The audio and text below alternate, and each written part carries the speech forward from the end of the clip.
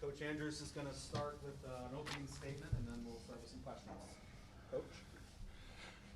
Yeah, that was awful. That was a really good job by Houston. We did not play up to our potential at all, not even close.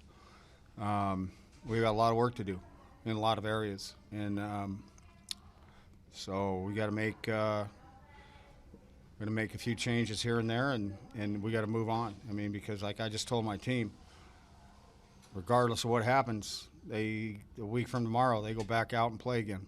So I haven't been involved in one like that for quite a while. Neither of these guys. So I take my hat off to the Houston Gamblers. They did a great job coaching and playing. Coach, you lose Tristan in that first half. Pardon me? You lose Tristan in that first half. How much of an impact did that have on the pressure that came into Case, and or how much of it was what they were doing schematically? Well, first of all, anytime you lose an offensive lineman at any time in these kind of leagues, it can have it can be a changer, a game changer. It can be a difference. We're not very deep at those spots, and that's a league-wide thing, and it's that had an effect. Anytime that you take a starter out, especially in the offensive line, it has an effect, and I would venture to say that would be any one of the 8 teams in this league, that would be that same thing. Did that also kind of derail any effort to get the ground game going a little bit more this week? Well, hey, we had good intentions on the ground game, but pretty soon we're looking at we're down 25, 30, and then so you've got to get it in chunks, and we have yet to have a chunk play in the run game. Last year by this time we had multiple chunk plays in the run game, so we're going to continue to work that.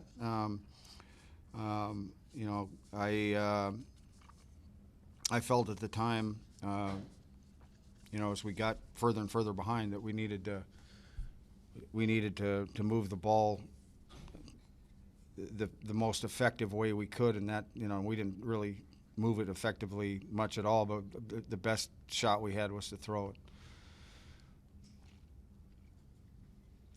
Coach, do you think a deflating loss like this will kick the team into high gear for next week, or 2 losses or 2 in a row? Well, we've had 3 in a row.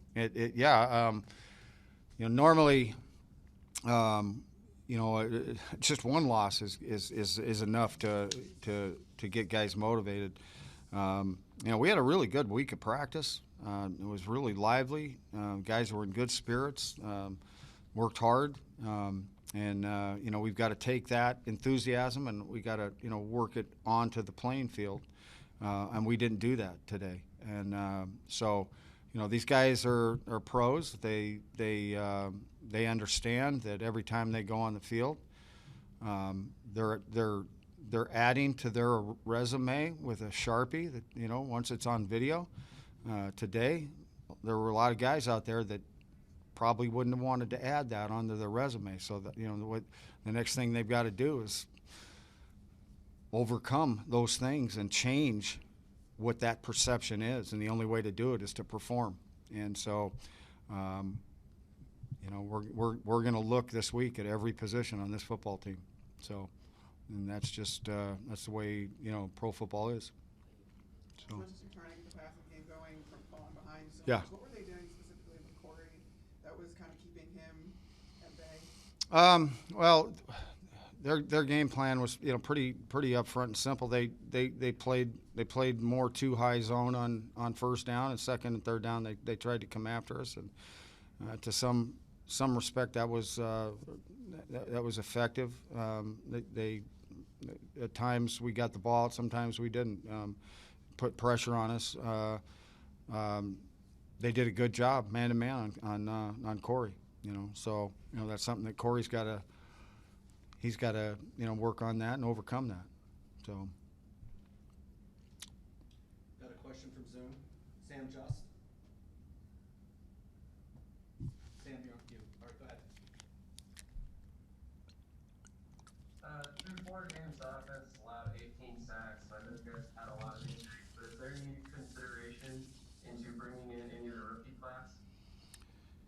we're talking to him. We brought a tackle in last week.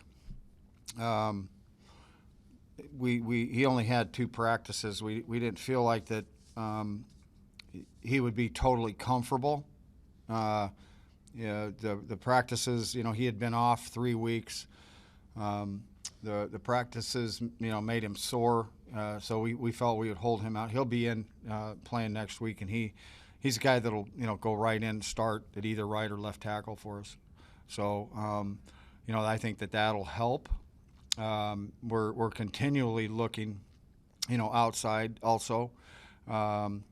We've been in close contact with all 5 of the offensive linemen that we drafted out of this class, and so we would love to bring 1 or 2 of them in. And now that the NFL draft's over, I think that becomes a real possibility. Absolutely. One more question for you, Coach. Has there been any internal discussion in switching up play callers to possibly give defenses a new look? Well, we're going to look at everything, and including that. When you drop 3 in a row, there's usually changes, at this level, and it changes, a lot of different kind of changes. So we're going to look at everything. I told the football team, in the locker room, there's absolutely nothing that I could say to them at that point in time that would make them feel any better than the way they feel right now. The only thing that's going to make them feel better is to look at what they, how they performed and correct the mistakes they made, whether it be assignment errors or technique. And that's the only way that it's going to change. And so the big thing is they've got to be willing to come back to work. If they're not, then we look for other guys. Everyone all set? All right, thanks, Okay. Coach.